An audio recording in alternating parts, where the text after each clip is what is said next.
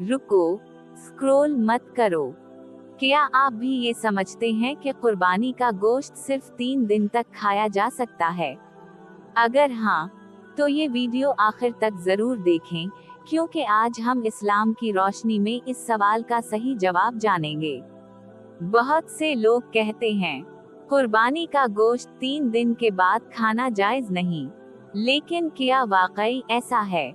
शुरू में एक वक्त ऐसा आया था जब रसूल अल्लाह सल्लल्लाहु अलैहि वसल्लम ने लोगों को 3 दिन से ज्यादा कुर्बानी का गोश्त जखीरा करने से मना फरमाया था, क्योंकि उस वक्त बहुत से गरीब और मुहताज लोग मौजूद थे और मकसद ये था कि सब तक गोश्त पहुंच जाए, कोई भूखा ना रहे। लेकिन फिर बाद में नबी करीम सल्लल्लाहु अलैहि वसल्लम ने ये पाबंदी खत्म फरमा दी।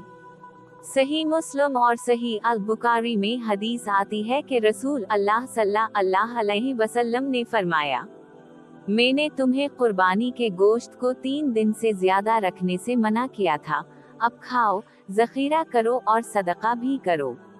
इस हदीस से क्या पता चला? कुर्बानी का गोश्त 3 दिन से ज्यादा रखना जायज है। अगर गोश्त महफूज हो तो कई दिन या महीने बाद भी खाया जा सकता है। इस्लाम में असल बात जाया ना करना और दूसरों का ख्याल रखना है।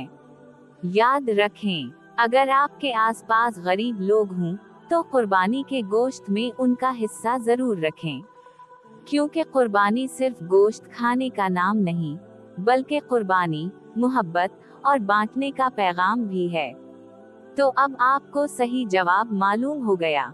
कमेंट में लिखें अल्हम्दुलिल्लाह। और ऐसी इस्लामी मालूमात के लिए चैनल को फॉलो जरूर करें।